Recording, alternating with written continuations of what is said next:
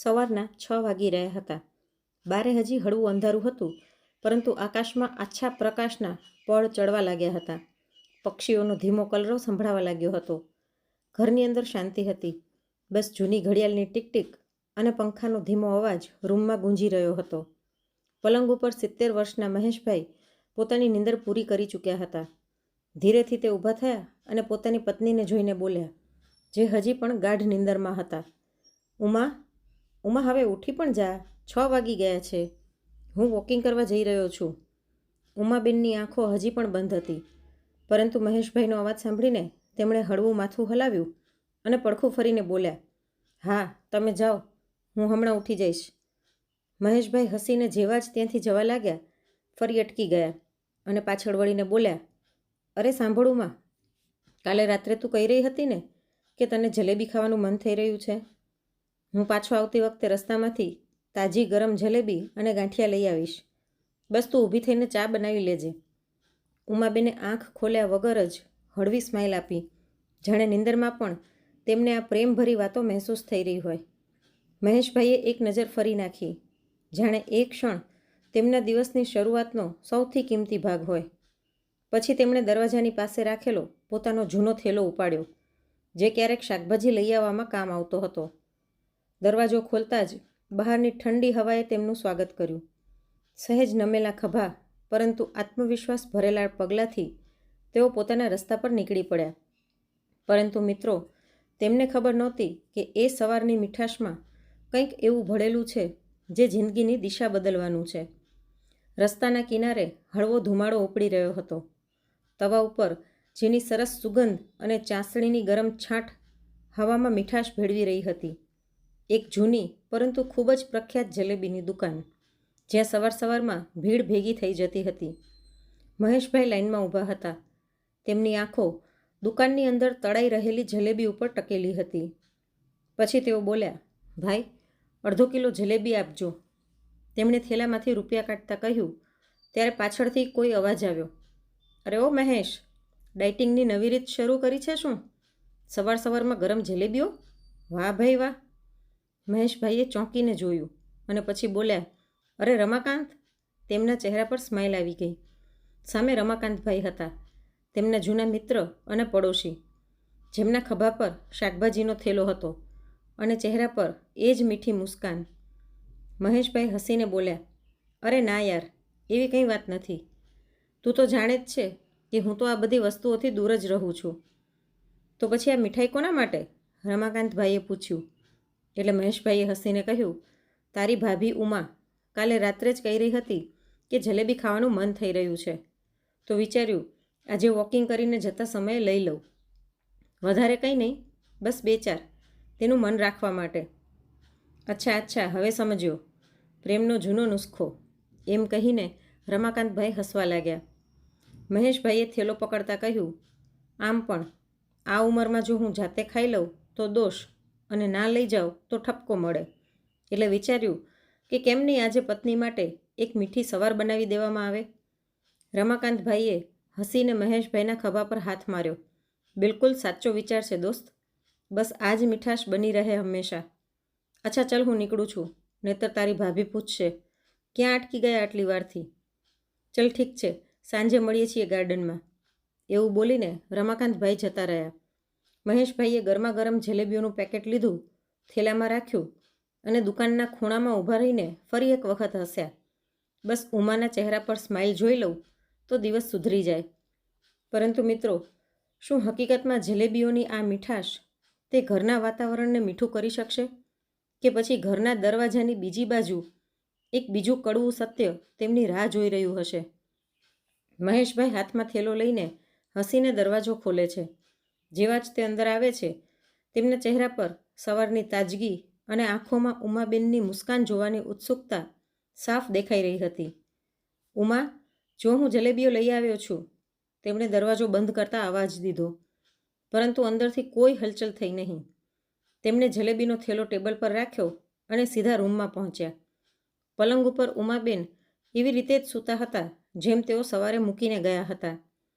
મહેશભાઈએ જરાક ચીડાતા કહ્યું, વાહ રે વાહ, તું તો હજી સુધી ઘોડા વેચીને સૂતી છે. શું વાત છે, આજે ઉઠવાનું મન નથી શું?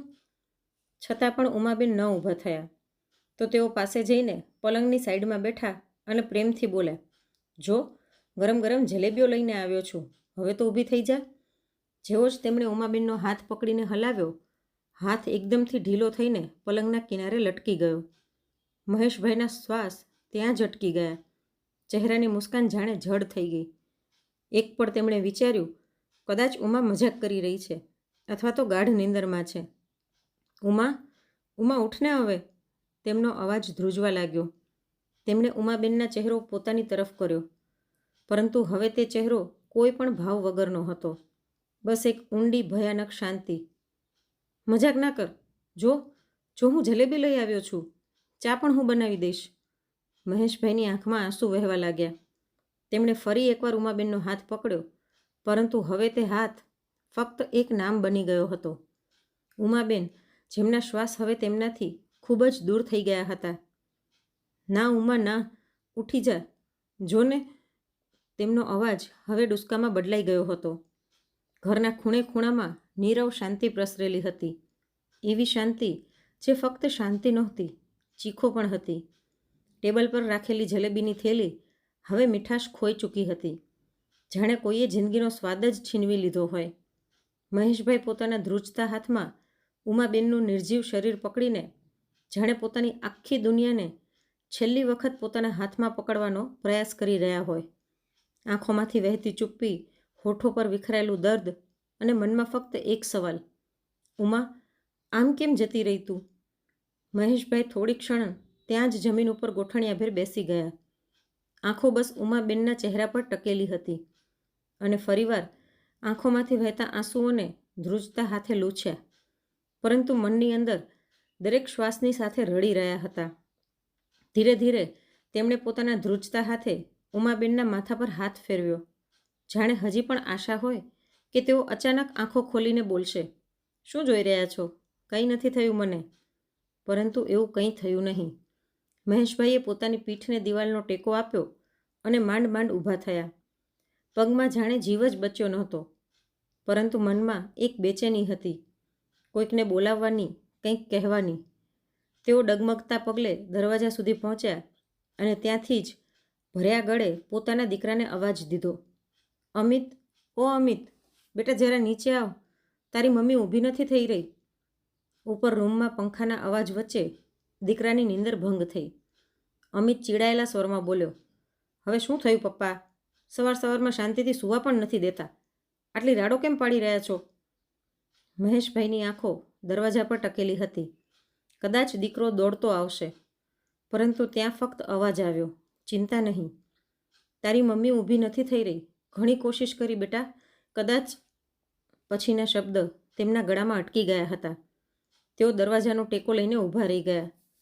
થોડી વારમાં અમિત સીડીઓ ઉતરીને નીચે આવ્યો.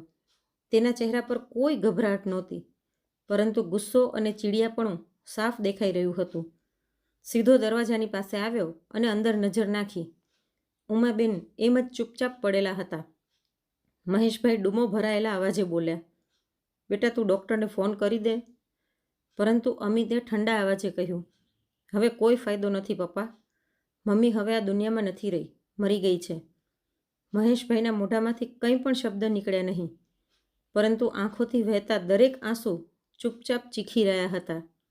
ઉમા, તું આમ કેમ જતી રહી? હવે હું તારા વગર કઈ રીતે જીવીશ ઉમા? ત્યારે પાછળથી રીટા આવી. વાળ વિખરાયેલા હતા, હાથમાં મોબાઈલ ફોન અને કપમાં અડધી ચા. પોતાના સાસુ તરફ જોયું, કંટીલી હસી સાથે બોલી, શું થયું હવે? મમ્મી ઊભા કેમ નથી થઈ રહ્યા? મરી ગયા? ચલો સારું છે, હવે રોજ રોજનું નાટક જોવું નહીં પડે. આ સાંભળીને મહેશભાઈની આંખો હવે ઉમાબેન પર નહીં, રીટા ઉપર હતી. પરંતુ તેઓ કંઈ બોલ્યા નહીં. ફક્ત એક મૌન હતું જે હજારો સવાલોથી ભરેલું હતું. ટેબલ પર રાખેલી જલેબીની થેલી ત્યાં પડી પડી ઠંડી થઈ ગઈ હતી. મીઠાશ હવે નહોતી રહી, ના થેલીમાં ના ઘરમાં. પોતાના પિતાને રડતા જોઈને અમિત બોલ્યો, પપ્પા, હવે રોવા ધોવાનું બંધ કરો. પડોશીઓને બોલાવો અને દાહ સંસ્કારની તૈયારી કરો. અને હા, જલ્દી કરજો, બપોરે મારી એક જરૂરી મીટિંગ છે. આટલું સાંભળતા જ મહેશભાઈ ધીરેથી બોલ્યા, તારી માં છે આ, કંઈક તો શરમ કરી લે. મહેશભાઈનો અવાજ ધ્રુજી રહ્યો હતો, પરંતુ અમિતનો ચહેરો પથ્થર હતો. તેના ચહેરા પર કંઈ પણ ભાવ નહોતા. તે કટાક્ષ ભરેલા સ્વરમાં બોલ્યો, હવે તમે કોઈ ઇમોશનલ નાટક ના શરૂ કરતા પપ્પા. હર કોઈને એક દિવસ જવાનું જ હોય છે. મમ્મી જતી રહી તો રડવાથી પાછી નહીં આવી જાય, અને હવે એની ઉંમર હતી જવાની, એમાં કંઈ નવું નથી. હવે વધારે ભાવુક બનવાની ઉંમર પણ નથી રહી તમારી. મહેશભાઈની આંખોમાંથી આંસુ ચૂપચાપ પડતા રહ્યા. તેમણે કોઈ જવાબ આપ્યો નહીં. ત્યારે રીટા પણ બોલી પડી, અને સાંભળો, અમારા પાસે કોઈ આશા પણ ન રાખજો. મારી પાસે આમ પણ ટાઈમ નથી આ દાહ સંસ્કાર, નહાવું ધોવું કરવાનો અને એક તરફ બેસીને રડવાનો. મારે સાંજે પાર્લર જવાનું છે, પ્રીતિના લગ્ન છે, તો બધું જલ્દી પતાવો. મહેશભાઈ એકટક પોતાની પત્નીને જોઈ રહ્યા, જેની સાથે આખી જિંદગી વિતાવી હતી, અને હવે તે ચૂપચાપ પડી હતી. કદાચ આ ઉદાસીનતા જોવા પણ નહોતી માગતી. થોડી જ વારમાં પડોશની અમુક મહિલાઓ આવી ગઈ. એકે પૂછ્યું, મહેશભાઈ શું થયું ઉમાબેનને? મહેશભાઈએ ધીરેથી કહ્યું, ઉઠી નહીં સવારથી, બસ સૂતી જ રહી ગઈ. કોઈએ ધીરેથી તેમના ચહેરા પર સફેદ ચાદર ઓઢાડી દીધી. કોઈ રડી નહોતું રહ્યું. બસ એક બાજુ મહેશભાઈ સુનમુન બેઠા હતા, આંખોમાં આંસુ લઈને. તેમની દુનિયા જાણે તે સફેદ ચાદરની સાથે ઢંકાઈ ગઈ હતી. ત્યારે અમિત બહારથી આવ્યો અને બે જણાને જોઈને બોલ્યો, અરે જલ્દી ઉપાડો ને, એમ્બ્યુલન્સવાળો રાહ જોઈ રહ્યો છે, મોડું થઈ રહ્યું છે. મહેશભાઈએ અચાનક તેની વાત સાંભળી અને માથું ફેરવ્યું. પછી ધીરેથી બોલે, થોડીવાર હજી રહેવા દે. રીટા ચીડાઈને બોલી, હવે શું કરવું છે ઊભા રહીને? કોઈ બીજા પણ દાહ સંસ્કાર થવાના છે હજી? હદ છે, કેટલું નાટક કરશો પપ્પા તમે? આવું બોલીને રીટા બહાર બેઠેલી મહિલાઓની વચ્ચે જઈને બેસી ગઈ અને પછી રડવાનું નાટક કરવા લાગી. ત્યારે પડોશના બેન ધીરેથી પાસે આવીને બેઠા અને બોલ્યા, મહેશભાઈ, ઉમાબેન ખૂબ જ સીધા હતા. કાલે રાતે જ તો હું મળીને ગઈ હતી તેમને. ખૂબ જ હસીને વાતો કરી હતી અહીં અમે બંનેએ. આખરે પછી અચાનક આ બધું કઈ રીતે? મહેશભાઈ કંઈ બોલી ન શક્યા. તેમની આંખો હવે સુકાઈ ગઈ હતી. કદાચ આંસુ પણ થાકી ગયા હતા. એટલી વારમાં રમાકાંતભાઈ આવ્યા.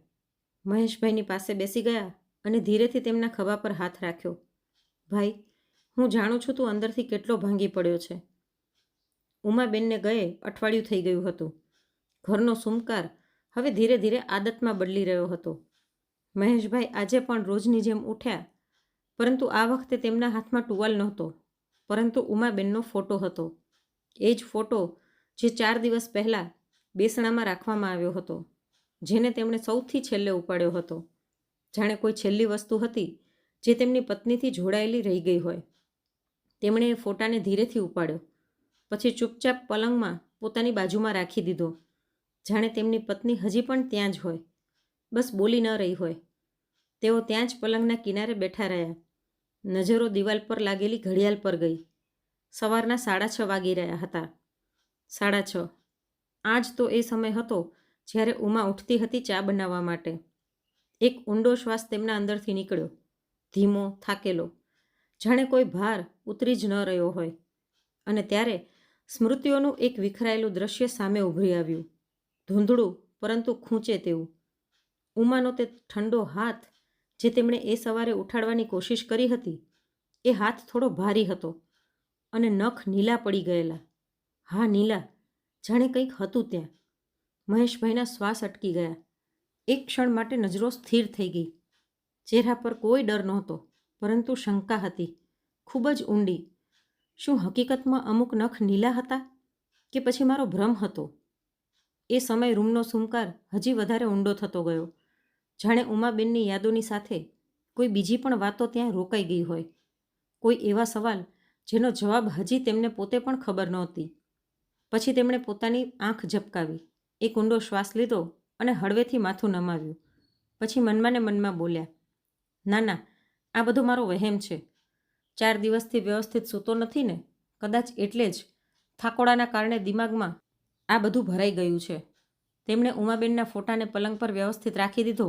પછી ધીરેથી ઊભા થયા અને રૂમની બહાર નીકળીને રસોડામાં જતા રહ્યા. ગેસ ઉપર પાણી રાખ્યું અને ઉમાબેનની જેમ જ 2 કપ ચા બનાવવા લાગ્યા. એક પોતાના માટે અને બીજો, આદત હતી હજી પણ ઉમાબેન માટે. જ્યારે ચા બનાવીને તૈયાર થયા તો એક કપ તેમણે પાસે રાખેલી ખાલી ખુરશી પર મૂકી દીધો. થોડીવાર તેઓ ત્યાં જ બેસીને ચૂપચાપ ચા પીતા રહ્યા. કોઈ શબ્દ નહીં, કોઈ ફરિયાદ નહીં, ફક્ત નવો એક દિવસ, જે ઉમાબેન વગર પણ જાણે જીવવું જરૂરી થઈ ગયું હતું. ઉમાબેનના ગયા પછી મહેશભાઈ દરેક દિવસે વધારે ચૂપ થતા જતા હતા. રસોડામાં ચા બનાવી, છાપું વાંચતા, સામેવાળી ખુરશી તરફ જોવું, બોલતા બોલતા પોતે જ રોકાઈ જવું, આ બધું હવે તેમની દિનચર્યાનો ભાગ બની ગયો હતો. પરંતુ આ ઉદાસીનતાને ઘરમાં કોઈએ પણ સમજવાની કોશિશ કરી નહીં. અને પછી એક સાંજે જ્યારે હળવી ઠંડક હતી અને પેટમાં તેજ ભૂખનો અનુભવ, મહેશભાઈ ધીરા પગલે રસોડામાં જતા રહ્યા. ઉમાબેન વગર આ રસોડું હવે તેમને પારકું લાગતું હતું. પરંતુ આજે ભૂખ એટલી હતી કે પેટનું સાંભળવું પડ્યું. ધીરેથી દાળ ચોખા ધોયા, નાનકડી તપેલીમાં ખીચડી હજી ચડાવી જ હતી કે ત્યારે પાછળથી રીટાનો તેજ અવાજ ગુંજી ઉઠ્યો. પપ્પા, તમે થોડીવાર પણ રાહ નથી જોઈ શકતા?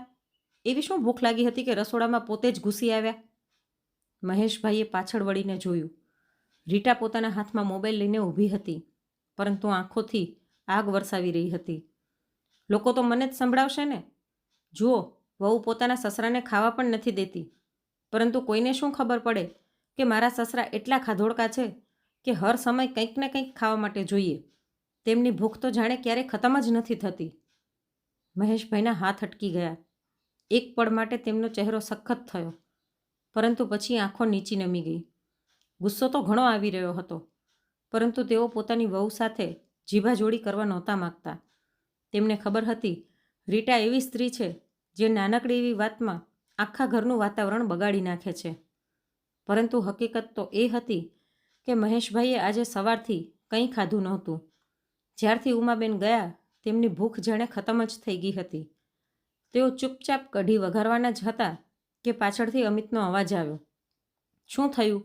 કેમ રાડો પાડી રહી છે રીટા? રીટા તીક્ષ્ણ અવાજમાં બોલી. શું થયું છે? પોતાની જ આંખે જોઈ લો.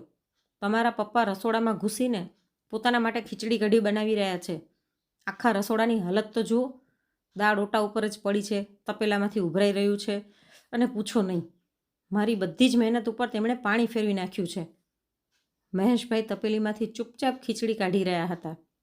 અમિતે પોતાના પિતા તરફ જોયું અને પછી ગુસ્સામાં બોલ્યો. પપ્પા, એટલી પણ શું ભૂખ લાગી ગઈ હતી કે થોડીક વાર પણ રાહ નથી જોઈ શકતા તમે? મહેશભાઈએ કોઈ જવાબ દીધો નહીં. બસ થાળીમાં ખીચડી કાઢી, કપડાથી કિનારી લૂછી અને ચૂપચાપ રસોડામાંથી નીકળીને પોતાના રૂમ તરફ આગળ વધ્યા. પાછળથી રીટાનો અવાજ હજી વધારે તીક્ષ્ણ થઈ ગયો. આ બધું હવે નહીં ચાલે અમિત. દરેક દિવસે નવું નાટક. હવે ઘરમાં જો આ જ નાટક રહેશે ને તો... અમિતે તરત તેને રોકી. બસ રીટા, હવે ચૂપ થઈ જા. પછી હળવા ઈશારામાં કહ્યું, ઉપર જા, હમણાં નહીં. રીટા થોડી હેરાનીથી તેને જોવા લાગી, પરંતુ અમિતનો ચહેરો સખત હતો. એ કંઈ પણ બોલ્યા વગર પાછળ ફરી અને સીડીઓ ચડવા લાગી. મહેશભાઈના રૂમનો દરવાજો બંધ થઈ ગયો હતો. હવે તેઓ કોઈના પણ સવાલનો કોઈ જવાબ દેવો જરૂરી નહોતા સમજતા. અને બહાર અમિતની આંખો થોડીવાર સુધી દરવાજાને ઘૂરતી રહી, જાણે કંઈક વિચારી રહ્યો હોય. કોઈ નિર્ણય અથવા કોઈ ડર જે અંદર ને અંદર વધી રહ્યો હતો. પરંતુ મિત્રો, શું ચાલી રહ્યું હતું અમિતના મનમાં? ચલો જાણીએ આગળની વાર્તામાં. ઉમાબેનને ગયે અમુક દિવસો થઈ ગયા હતા. ઘર એ જ હતું, લોકો પણ એ જ હતા, પરંતુ દરેક ખૂણો હવે ખાલી લાગતો હતો.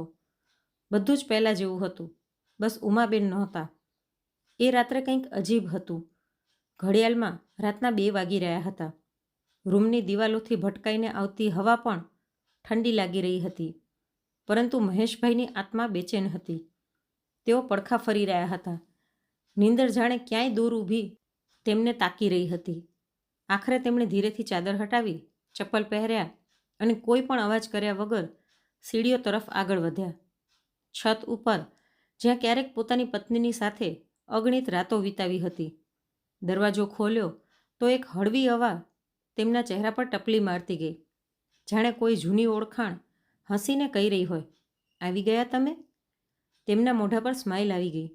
છત ઉપર એ જ જૂની લાકડાની ખુરશી હજી પણ ખૂણામાં રાખેલી હતી, જાણે કોઈની રાહ જોઈ રહી હોય. મહેશભાઈએ નજીક જઈને ખુરશી ખેંચી અને બેસી ગયા. માથું પાછળ ટેકાવ્યું અને ઉપર આકાશ તરફ જોયું. ચંદ્ર આજે પણ પૂરો હતો, એવો જ ચમકતો, પરંતુ તેના અંજવાળામાં હવે કોઈ મુસ્કાન નહોતી. એક શ્વાસ અંદર ખેંચ્યો અને આંખો જાતે જ ભીની થઈ ગઈ. તેમની નજર બાજુમાં પડેલી ખાલી ખુરશી પર ગઈ, જ્યાં ક્યારેક તેમના પત્ની ઉમાબેન બેસતા હતા. અને પછી યાદોના પન્ના ખુલવા લાગ્યા. સાંભળો, ઉમાબેને ધીમેથી કહ્યું. જુઓ ને, આકાશમાં આજે ચંદ્ર કેટલો સાફ છે. તેઓ મહેશભાઈની બાજુમાં બેઠેલા હતા. માથું તેમના ખભા પર રાખેલું હતું અને આંખો ચંદ્રની ચાંદનીમાં ડૂબેલી હતી. મહેશભાઈએ તેમની તરફ જોયું અને સ્માઇલ સાથે બોલ્યા, હા, અને મારી સ્માઇલ પણ તો એમાં જ દેખાઈ રહી છે. ઉમાબેને હળવેથી આંખો ઝબકાવી. હોઠો ઉપર એક ધીમી પરંતુ ખૂબ જ પ્રેમભરી મુસ્કાન ઉભરાઈ આવી. ક્યારેક જો મારી આ મુસ્કાન જતી રહી ને, તો આ ચંદ્રમાં પણ તમને સૂનો લાગવા લાગશે. મહેશભાઈએ કંઈ કહ્યું નહીં, બસ પોતાની પત્નીનો હાથ પકડી લીધો. એ રાત્રે હવા થોડી ઠંડી હતી, પણ એમની વચ્ચે એક અલગ જ ગરમાવો હતો, જે શબ્દોથી નહીં, ફક્ત સાથથી અનુભવી શકાય તેમ હતો. આકાશમાં ચંદ્ર 16 કલાએ ખીલેલો હતો અને જમીન પર બે મન મૌન થઈને પણ ઘણું બધું કહી રહ્યા હતા. મહેશભાઈની આંખો હવે બાજુની ખુરશીને જોઈ રહી હતી. ચહેરો થોડોક વધારે ઉદાસ થતો જતો હતો.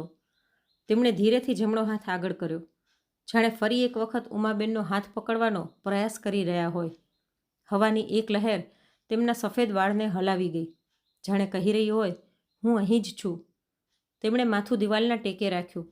આંખો ધીરે ધીરે બંધ થવા લાગી અને પછી ખબર નહીં ક્યારે નીંદરે તેમને ઘેરી લીધા અને તેઓ ત્યાં જ પોતાની ઉમાની યાદોમાં ખોવાયેલા છત ઉપર તે ચાંદનીમાં સૂઈ ગયા. પરંતુ વધારે વાર નહોતી થઈ કે અચાનક તેમની નીંદર ખુલી ગઈ. અંદર ક્યાંક બેચેની થવા લાગી. ગળું સુકાઈ ગયું હતું અને શ્વાસ કંઈક ભારી લાગી રહ્યો હતો. તેમણે ચારે બાજુ જોયું, પાણીની બોટલ શોધી, પરંતુ કંઈ મળ્યું નહીં. પછી ધીરે ધીરે તેઓ સીડીઓથી નીચે ઉતરવા લાગ્યા, જાણે કોઈ પોતાના જ ઘરમાં ચૂપચાપ ચાલી રહ્યું હોય કે કોઈ જાગી ન જાય. કે અચાનક ધીમો અવાજ તેમના કાનોમાં આવ્યો. તે ત્યાં જ રોકાઈ ગયા. અવાજ અમિતના રૂમમાંથી આવી રહ્યો હતો. મહેશભાઈ હેરાન હતા. આટલી રાત્રે અમિત અને રીટા હજી સુધી જાગી કેમ રહ્યા છે? હજી તેઓ નીચે ઉતરવા જ લાગ્યા હતા ત્યારે રૂમની અંદરથી આવતા અમિતના ધીમા પરંતુ ખૂબ જ સ્પષ્ટ અવાજે તેમના આખા અસ્તિત્વને જડ કરી નાખ્યું. તું ચિંતામુક્ત રહે રીટા, હવે કોઈ આપણને કંઈ નહીં કહે. જે થવાનું હતું થઈ ગયું. હવે પપ્પા પણ કંઈ નહીં કરી શકે. મહેશભાઈના શ્વાસ જાણે એક ક્ષણ માટે અટકી ગયા. તેઓ સીડીઓની ઓટમાં છુપાયેલા દરેક શબ્દને પકડવાનો પ્રયાસ કરી રહ્યા હતા, પરંતુ જે આગલા શબ્દ તેમના કાનમાં પડ્યા તેમણે તેમના પગ નીચેની જમીન ખસકાવી નાખી. એક ક્ષણ માટે મહેશભાઈને લાગ્યું કે જાણે તેમનું હૃદય ધબકવાનું ભૂલી ગયું હોય. તેમનું શરીર ધ્રુજવા લાગ્યું. આંખો ફાટેલી રહી ગઈ. હાથ પગ જાણે શૂન્ય થઈ ગયા. તેમની ઉમા, જેને તેમણે પોતાના હાથેથી વિદા કરી હતી, એ હકીકતમાં સૂતી નહોતી. હંમેશા માટે સુવડાવી દેવામાં આવી હતી, અને એ પણ એ દીકરાના હાથે જેની એક મુસ્કાન માટે ઉમાબેન આખી દુનિયાથી લડી જતા હતા. મહેશભાઈ ત્યાં સીડીઓ પર જ ટકેલા રહ્યા. રૂમની અંદર હસીનો એક ધીમો અવાજ હજી પણ ગુંજી રહ્યો હતો અને બહાર એક પિતાની આત્મા વિખેરાઈ રહી હતી.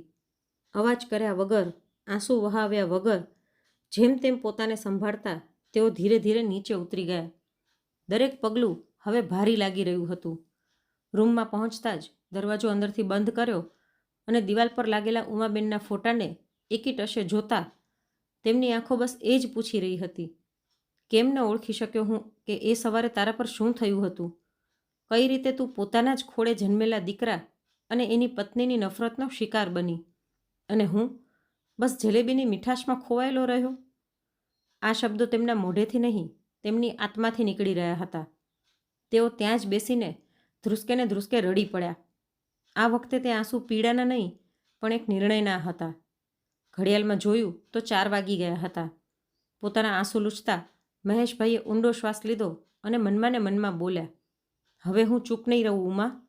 હવે કરીશ એ જે કદાચ દુનિયામાં કોઈ બાપે ક્યારેય નહીં કર્યું હોય. એવું કહેતા તે ઊભા થયા ને સીધા કબાટ તરફ આગળ વધ્યા. તેમની આંખોમાંથી આંસુ હવે ગાયબ થઈ ગયા હતા. હવે ત્યાં ફક્ત એક આગ અને એક નિર્ણય હતો, જે ફક્ત મહેશભાઈએ નહીં પરંતુ એક ભાંગી પડેલા પિતાએ લીધો હતો. તેમણે ધીરેથી કબાટમાં રાખેલી એક જૂની ફાઇલ કાઢી. તેમાં અમુક દસ્તાવેજ હતા. ફાઇલને તેમણે એક જૂના કપડાના થેલામાં રાખી અને ધ્રુજતા હાથે તેની ગાંઠ બાંધી. આ વખતે તે કંપન ડરનું નહોતું, પરંતુ એક પિતાની આત્મામાં ઉપડેલા તોફાનનો સંકેત હતું. મહેશભાઈ દરવાજા તરફ વધતા વધતા ઊભા રહી ગયા. મનમાં ને મનમાં બોલ્યા, ના, જવાથી પહેલાં આ કામ કરવું પડશે. હવે સમય આવી ગયો છે એ વસ્તુનો જેને મેં ક્યારેક ઉમાની વાત માનીને મૂકી દીધી હતી. અને પછી તેઓ ચૂપચાપ પાછા ફર્યા. પછી જે વિચાર્યું એ જ કર્યું. એક છુપું રહી જવાવાળું સત્ય જે હવે સાક્ષી બનશે. તેમણે એકવાર ફરી પોતાની પત્ની તરફ જોયું અને પછી રૂમનો દરવાજો ખોલ્યો અને ધીમા પગલે આખા ઘરથી પસાર થતા મુખ્ય દરવાજા સુધી પહોંચ્યા. દરવાજો ખોલ્યો અને ચૂપચાપ અંધારી રાતમાં એકલા નીકળી પડ્યા. એ રસ્તા ઉપર જ્યાં હવે કોઈ દીકરો નહોતો, બસ એક સવાલ હતો જેનો જવાબ તેમને હવે આ દુનિયાથી નહીં પોતાનાથી લેવાનો હતો. તેમના પગ નીચે જમીન હતી, પરંતુ મનમાં ફક્ત આગ અને હાથોમાં એક એવો દસ્તાવેજ હતો જે હવે તેમના મર્યા બાદ નહીં, જીવતે જીવતા અમુક સંબંધોને ખુલ્લા કરવાના હતા. સવારનો હળવો તડકો બારીમાંથી રૂમમાં ફેલાઈ રહ્યો હતો. રીટા ધીરેથી ઉઠી અને આદત મુજબ પોતાના સસરાના રૂમ તરફ નજર કરી, પરંતુ જેવું જ અંદર જોયું તેનો ચહેરો ખીલી ઉઠ્યો. રૂમ ખાલી હતો. ઓશીકું સીધું રાખેલું હતું, ચાદર સંકેલેલી હતી અને કપડાનો થેલો પણ નહોતો. તેના હોઠો પર એક કુટિલ મુસ્કાન આવી ગઈ, જાણે કોઈ જૂના ભારથી અચાનક મુક્તિ મળી ગઈ હોય. એ ઝડપથી પોતાના રૂમમાં ગઈ અને અમિતની ચાદર ખેંચતા બોલી, સાંભળો, આજનો દિવસ ખૂબ જ સારો છે. અમિતે પડખું ફેરવતા ગુસ્સામાં કહ્યું, અરે હવે શું થઈ ગયું સવાર સવારમાં? સુવા દેને જરાક, આખી રાત સરખી નીંદર નથી આવી. રીટાએ ઠંડો શ્વાસ લઈને આંખો પટપટાવી. પહેલાં મને એક ચીટલો ભરો, ક્યાંક હું સપનું તો નથી જોઈ રહી ને? અમિત ગુસ્સામાં બોલ્યો, તું સીધી વાત કેમ નથી કરતી? દિમાગ ખરાબ ના કર હવે સવાર સવારમાં. રીટા જોરથી હસી.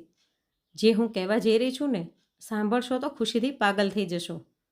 અમિત બોલ્યો, અરે બાપા બોલી પણ દે હવે. પછી રીટા ખુશીથી બોલી, તમારો એ ઘરડો બાપ ઘર છોડીને જતો રહ્યો છે. અમિત ઝટકાથી ઊભો થઈને બેસી ગયો. શું શું બકવાસ કરી રહી છે તું? એમ ક્યાં જતા રહેશે? બાજુમાં જ ગયા હશે, હમણાં આવી જશે. રીટાએ માથું હલાવ્યું. ના, મેં એમનો કબાટ જોયો. તેમના કપડાં થેલો કંઈ પણ નથી ત્યાં. લાગે છે આ વખતે પાક્કું જતા રહ્યા છે અને હવે તેઓ પાછું ફરીને નહીં જુએ. પછી તે ખુશીથી બોલી, હવે આપણા સારા દિવસો શરૂ થઈ ગયા અમિત. હવે આ ઘર આપણું છે. હું આની માલકીન અને તમે માલિક. રીટાની વાત સાંભળીને અમિતની આંખોમાં એક અજીબ ચમક આવી ગઈ, પરંતુ તેને કોઈ ખુશી નહોતી, ના કોઈ રાહત.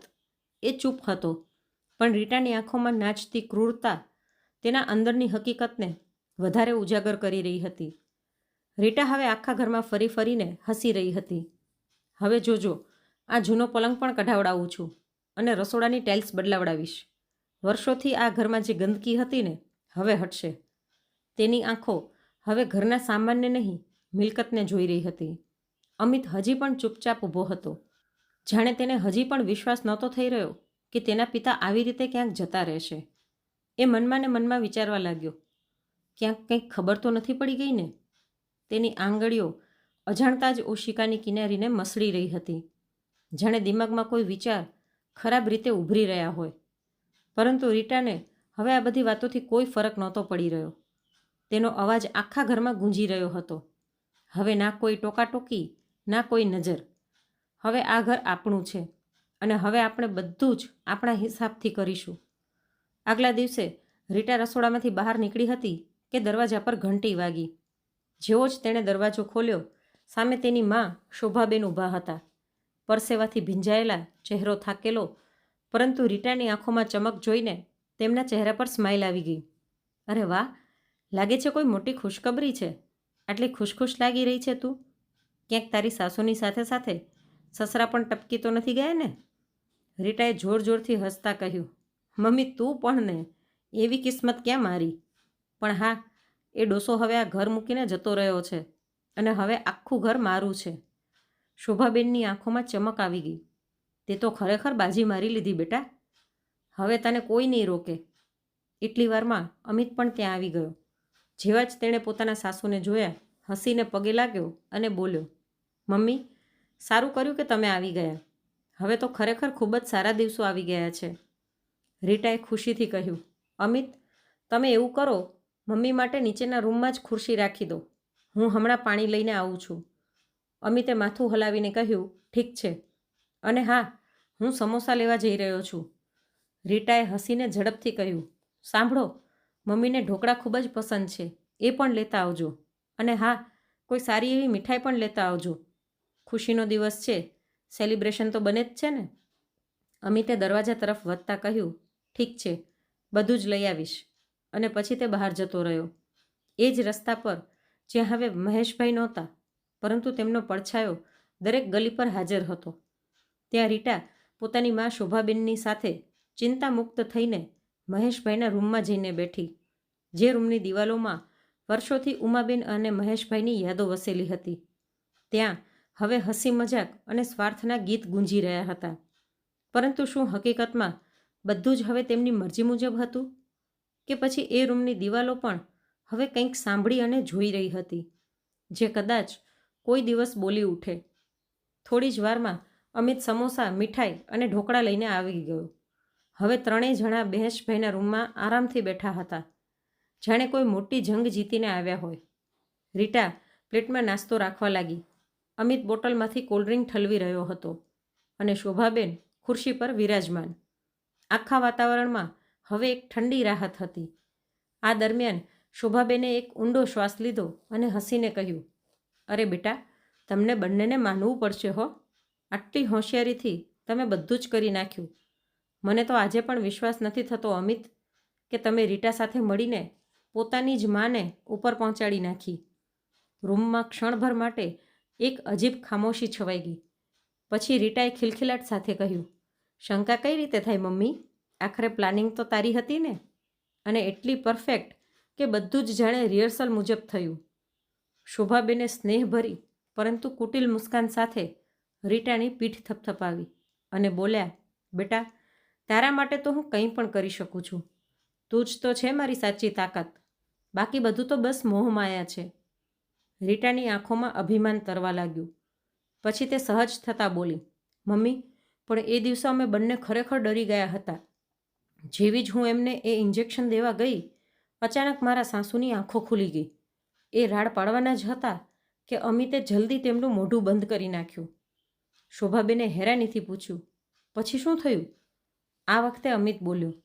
તેના અવાજમાં હજી પણ હળવી ગભરાટ હતી. મમ્મી, એ વખતે સૌથી મોટો ડર એ હતો કે જેવું જ આ બધું થયું, બહારથી પપ્પાનો અવાજ આવ્યો. તે મોર્નિંગ વોક પરથી પાછા આવી ગયા હતા અને ઉતાવળમાં એ ઇન્જેક્શનની શીશી મારા હાથેથી પડીને પલંગ નીચે જતી રહી. એ જ વાત અમને ખાઈ રહી હતી આટલા દિવસોથી. રીટાએ હસીને વાત પૂરી કરી. પણ જેવો જ તે ડોસો ઘર મૂકીને ગયો, અમે રાહતનો શ્વાસ લીધો અને તે શીશી પણ અમને મળી ગઈ. શોભાબેને હસતા તાળી મારી. ચલો, કહે છે ને કે અંત ભલો તો બધું જ ભલું. અને પછી ત્રણેયનો હસવાનો અવાજ તે રૂમની દિવાલોમાં ગૂંજવા લાગ્યો. બિલકુલ બેધડક, નિર્દય અને આત્માને છિન્ન કરી દેવાવાળો. પરંતુ શું હકીકતમાં આ અંત ભલો હતો? અથવા તો કોઈ પડછાયો હવે ધીરે ધીરે પાછો ફરી રહ્યો હતો, જે આ ત્રણેયની હસીને કોઈ તોફાનમાં બદલી નાખશે? ત્યાં બીજી બાજુ મહેશભાઈ હવે તે બધું જ કરી ચૂક્યા હતા, જેની તેમના દીકરા વહુએ કલ્પના પણ કરી નહોતી. જે ઘરને તેઓ લૂંટી બેઠા હતા, જે માને તેમણે મારી નાખી અને જે પિતાને તેમણે ફક્ત બોજ સમજ્યા હતા, એ પિતા હવે એ જ બોજની રાખથી એક તોફાન ઉપાડી ચૂક્યા હતા. કહે છે ને, જેણે બધું જ ખોઈ નાખ્યું હોય એની પાસે ખોવા માટે કંઈ નથી બચતું, પરંતુ કરવા માટે ઘણું બધું હોય છે. મહેશભાઈના થેલામાં ન ફક્ત દસ્તાવેજ હતા, પરંતુ તેમની આત્માની આગ પણ હતી. હવે તેઓ ફક્ત એક દુઃખી પતિ અથવા ભાંગી પડેલો બાપ નહોતા. તે હવે ન્યાયની કહાની લખવા નીકળ્યા હતા.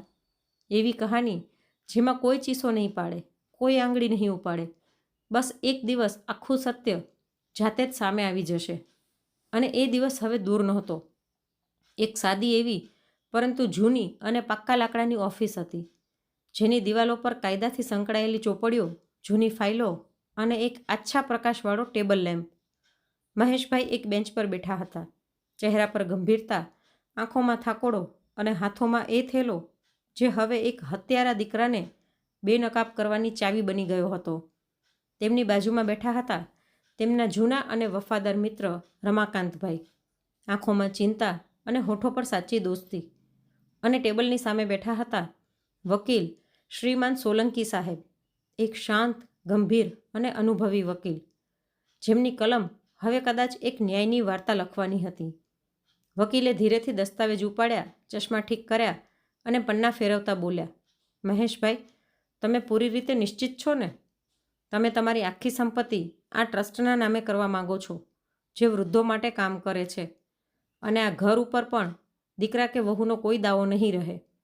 મહેશભાઈએ ઊંડો શ્વાસ લીધો અને પછી નજરો નમાવીને બોલ્યા, હા, હવે મારી ઉમા દુનિયામાં નથી રહી, અને દીકરો તો એ જ દિવસે મરી ગયો જે દિવસે મારી ઉમાને મારાથી છીનવી લીધી. રમાકાંતભાઈની આંખોમાં પણ આંસુ આવી ગયા. તેઓ પહેલી વખત પોતાના મિત્ર મહેશભાઈના અવાજમાં ઘૂંટણ અને આહત આત્માને સાંભળી રહ્યા હતા, જેને કદાચ હજી સુધી કોઈ સમજી જ નહોતું શક્યું. મહેશભાઈએ ફાઇલ તરફ ઇશારો કરતાં કહ્યું, બસ આટલું કરી દો કે મારા પછી આ ઘર એ નિસહાય વૃદ્ધોનું થાય, જેમના છોકરાઓ તેમને પણ આવી જ રીતે કોઈક દિવસ ધક્કો મારી દેશે, પરંતુ મારી જેમ એ પણ એકલા ના રડે, એકલા ના મરે. વકીલે માથું નમાવ્યું, જાણે એક પિતાના દુઃખની આગળ કાયદો પણ અમુક ક્ષણ માટે મૌન થઈ ગયો. પછી થોડીવાર બાદ વકીલ સાહેબે દસ્તાવેજોની એક જાડી ફાઇલ મહેશભાઈની સામે રાખી અને પન્ના ફેરવતા બોલ્યા, જેમ તમે કહ્યું હતું મહેશભાઈ, મેં બધા જ કાગળિયા તૈયાર કરાવી નાખ્યા છે. તેમણે પોતાની પેન ઉપાડી ફાઇલને મહેશભાઈ તરફ સરકાવી અને ગંભીર સ્વરમાં કહ્યું, બસ હવે આ કાગળો ઉપર તમારી સાઇન જોઈએ.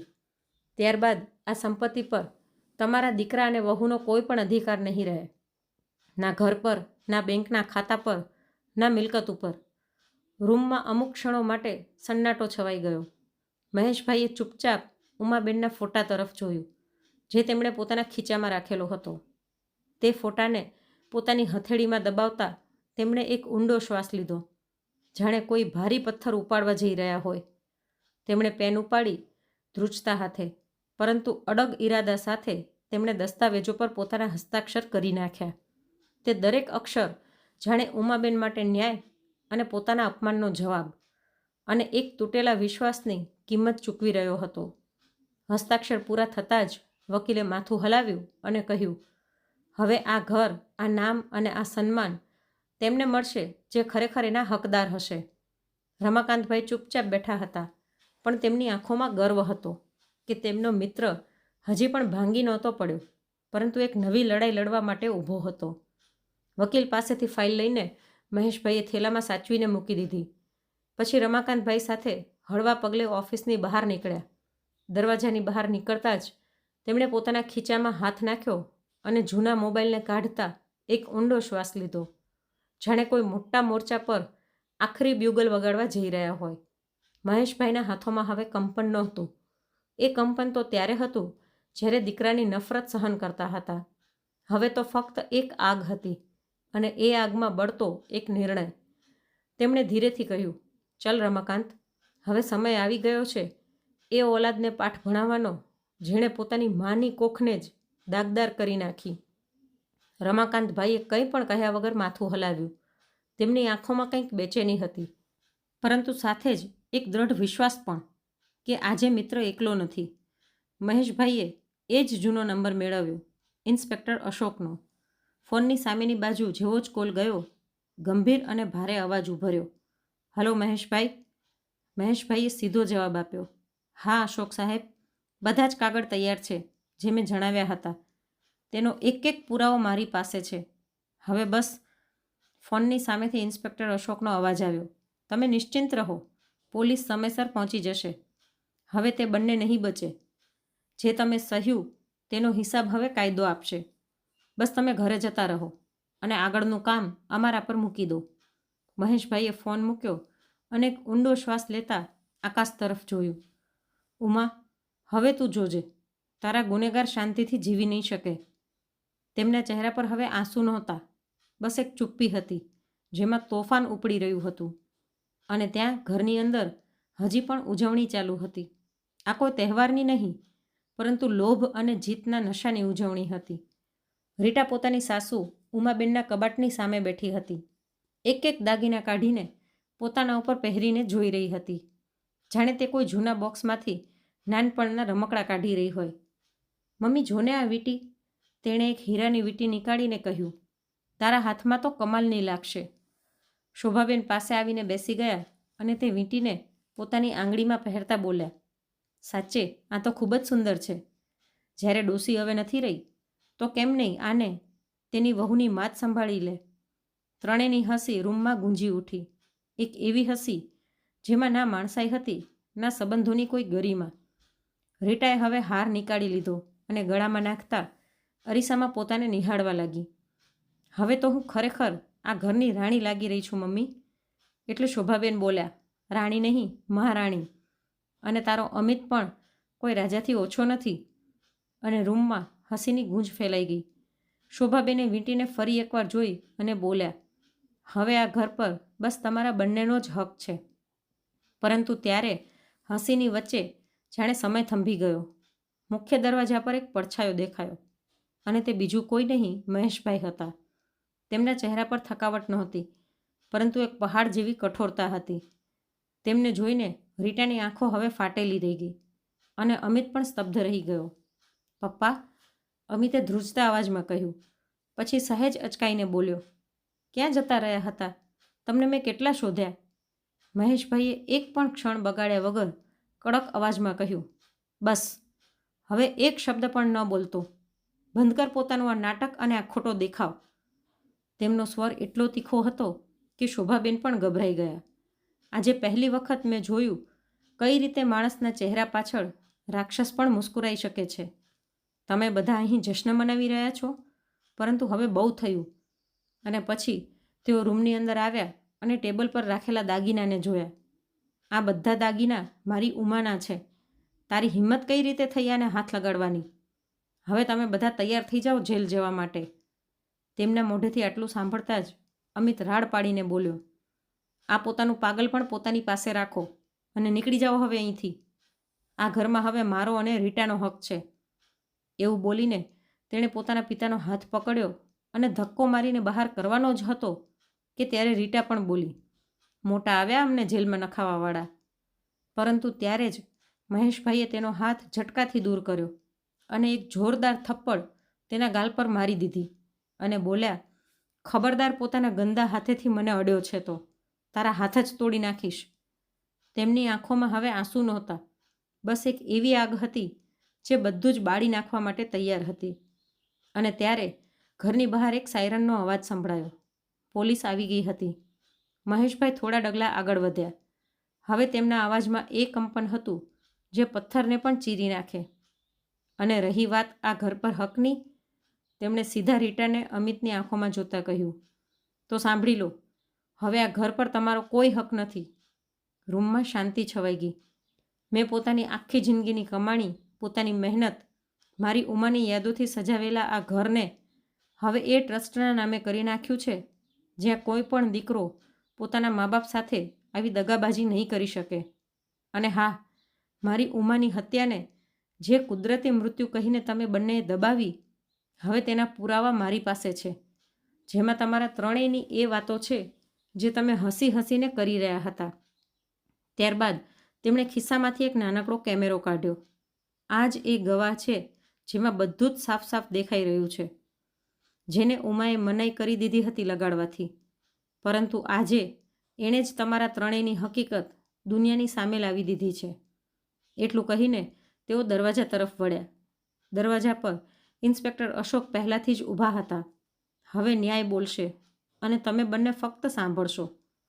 ઇન્સ્પેક્ટર અશોકે મહેશભાઈને એક આશ્વસ્ત નજરથી જોયા અને પછી પગલાં આગળ વધાર્યા. તેમની પાછળ 2 કોન્સ્ટેબલ હતા. એકના હાથમાં કેમેરો હતો અને બીજા હાથમાં ગિરફ્તારીનું વોરંટ. રીટા અને શોભાબેનની આંખો ફાટેલી રહી ગઈ. શોભાબેનની હસી જે હમણાં થોડી વાર પહેલાં રૂમમાં ગૂંજી રહી હતી, હવે તેમનો ચહેરો સફેદ ચાદરની જેમ પડ્યો હતો, જાણે તેમની રગોમાંથી બધું જ લોહી સુકાઈ ગયું હોય. ઇન્સ્પેક્ટર, આ શું મજાક છે? અમિતે ગભરાયેલા અવાજમાં કહ્યું, પરંતુ તેના શબ્દ પણ કંપી રહ્યા હતા. ઇન્સ્પેક્ટર અશોકે તેની તરફ જોયું અને કહ્યું, મજાક તો ત્યારે હતો જ્યારે તમે લોકોએ મળીને એક માના શ્વાસ છીનવી રહ્યા હતા. હવે આ ન્યાય છે. રીટાએ દાગીનાથી ભરેલા હાથ ધ્રુજતા પાછળ કરી લીધા. તેનો ચહેરો હવે ડર અને ગભરાહટથી થથરાઈ રહ્યો હતો. શોભાબેન બોલવાની કોશિશ કરી રહ્યા હતા, પરંતુ શબ્દ ગળામાં અટકી ગયા હતા. તેણે જેવા જ પગલાં પાછળ હટાવ્યા, એક કોન્સ્ટેબલે આગળ વધીને તેના હાથમાં હથકડી લગાડી દીધી. તમને કેદ કરવામાં આવે છે. ભારતીય દંડ સંહિતાની ધારા 302, 120B અને 201 મુજબ મામલો દાખલ કરવામાં આવે છે. હત્યા, ષડયંત્ર અને પુરાવા મિટાવવાનો પ્રયાસ. રીટા જમીન પર ફસડાઈ પડી. ના, આ ખોટું છે, અમે કંઈ પણ નથી કર્યું. અમિત ત્યાં જ જમીન પર બેસી ગયો. હવે તેના ચહેરા પર ના કોઈ અભિમાન હતું અને ના પોતાના પિતા તરફ જોવાની હિંમત, કેમ કે એ જાણતો હતો હવે કોઈ બચાવ નથી. શોભાબેનની ચૂપ્પી, રીટાની રાડો અને અમિતની નીચે નમેલી ડોક હવે કોઈને પણ એ વિચારવા પર મજબૂર કરી રહી હતી, કેટલો નીચે પડી શકે છે એક માણસ જ્યારે તેની લાલચ સ્વજન કરતાં મોટી થઈ જાય. પોલીસ તેમને લઈ ગઈ હતી. મહેશભાઈ થોડીવાર એ જગ્યા પર જ ઊભા રહ્યા જ્યાં ઉમાબેન બેસતા હતા. તેમણે ધીરેથી ખીચામાંથી ઉમાબેનનો ફોટો કાઢ્યો. એ ફોટો જે હંમેશા તેમની પાસે રહેતો હતો. એને જોઈને બોલ્યા, જો ઉમા, તારા આ પતિએ હાર માની નહીં. તારા માટે તારા નામની એ આબરૂ બચાવી લાવ્યો છું જે આ 4 દિવાલોથી ખૂબ જ મોટી છે. સૂરજ હવે બારીમાંથી ડોકાઈ રહ્યો હતો, પરંતુ આ વખતે તેનો પ્રકાશ કોઈ જીતની જેમ લાગી રહ્યો હતો અને મહેશભાઈને હવે એક નિરાંત હતી કે હવે તેમની ઉમાને ન્યાય મળી ગયો હતો. વાર્તાના અંતમાં એક સવાલ જે દરેકના મનને ચીરી નાખે છે, શું હકીકતમાં સંતાન આટલી બદલી શકે છે? મા બાપ એ વૃક્ષ છે જે પોતે તડકામાં બળે છે જેથી તેમના બાળકો છાંયો મેળવી શકે, પરંતુ જ્યારે એ જ બાળક તેમને વૃદ્ધાવસ્થામાં અંધકાર બની જાય તો માણસ જ નહીં, માણસાઈ મરી જાય છે. જે હાથોએ તમને ચાલવાનું શીખવ્યું એ જ હાથ જો ધ્રુજતા જમવાનું બનાવે ને તો એ ફક્ત થાકોડો નથી હોતો, તે એ સંબંધનો અંતિમ શ્વાસ હોય છે. આ વાર્તા ફક્ત એક પિતાની નથી, આ એ લાખો મા બાપની હકીકત છે જે આજે પણ ઘરોમાં ચૂપચાપ આંસુ પીવે છે પોતાના જ બાળકોનો અણગમો જોઈને.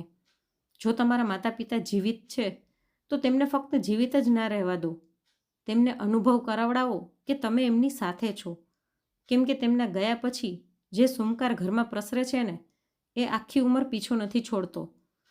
તેમના ગયા પછી પછતાવાથી સારું છે કે આજે તેમને ગળે લગાવી લો, કેમ કે મા બાપનો સાથ ફક્ત જવાબદારી નથી, એક વરદાન છે. તમને આ વાર્તા કેવી લાગી કોમેન્ટ કરીને જરૂરથી જણાવજો, અને જો વાર્તા ગમી હોય તો વિડીયોને લાઇક કરી ચેનલને સબસ્ક્રાઈબ જરૂર કરજો. મળીશું ફરી એક આવી જ રસપ્રદ વાર્તા સાથે. ત્યાં સુધી આવજો.